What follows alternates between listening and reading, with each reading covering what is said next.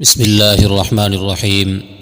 قابل عزت و قابل صد احترام سامعین ذی وقار، السلام علیکم ورحمۃ اللہ وبرکاتہ۔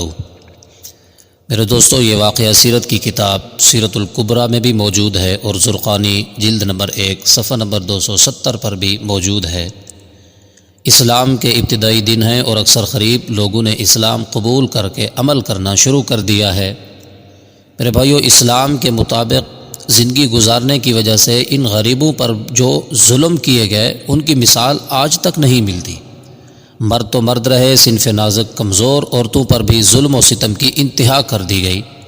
ان عورتوں میں سے ایک بہادر عورت حضرت عمر رضی اللہ تعالی عنہ کی لونڈی حضرت زنیرہ رضی اللہ تعالی عنہ بھی تھیں، جو دولت ایمان سے نوازی گئیں، جبکہ حضرت عمر فاروق رضی اللہ تعالی عنہ ابھی تک اسلام نہیں لائے تھے۔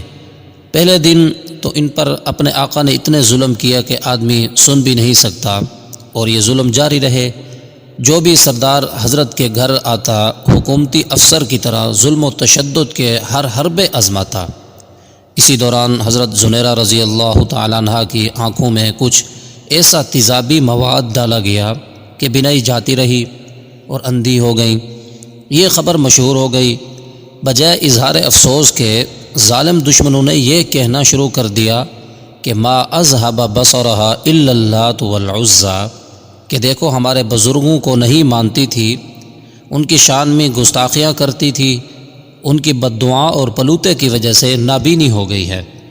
حضرت زنیرہ رضی اللہ تعالی عنہ ان کے دلسوز الفاظ کے جواب میں صرف یہ فرماتی، وما يدري اللات والعزى من يعبدهما، کہ لات و عزیٰ کو کیا خبر کہ ان کی کون عبادت کرتا ہے اور کون نہیں، وہ تو نہ سنتے ہیں، نہ دیکھتے ہیں، نہ نفع نقصان کے مالک ہیں۔ اس جواب سے تو کفار اور چڑھتے، کہتے کہ تیرا رب تیری مدد کرے نا، کیوں مدد نہیں کرتا؟ حضرت زنیرہ رضی اللہ تعالی عنہ فرماتی، ربی قادر علی رد بصری، لوگو وہ میرا رب ہے، میرا نوکر نہیں، میں اس کی غلام ہوں، وہ میرا غلام نہیں۔ وہ جب چاہے گا میری مدد فرمائے گا، اس کو اختیار بھی ہے اور طاقت بھی ہے۔ آخر ایک دن حضرت زنیرہ رضی اللہ تعالی عنہ نے کفار کے طعنوں سے تنگ آ کر دعا کی اور رسول اللہ صلی اللہ علیہ وسلم سے بھی دعا کی درخواست کی، اور دعا میں یہ فرماتی ہے، میرا اللہ، میرا ایمان تو مضبوط ہے، لیکن کافر مجھے کمزور اور نئے نئے مسلمانوں کے سامنے مثال بنا کر پیش کرتے ہیں، جس سے کسی کے ایمانی جوش اور جذبہ میں کمزوری پیدا ہونے کا خطرہ ہو جاتا ہے۔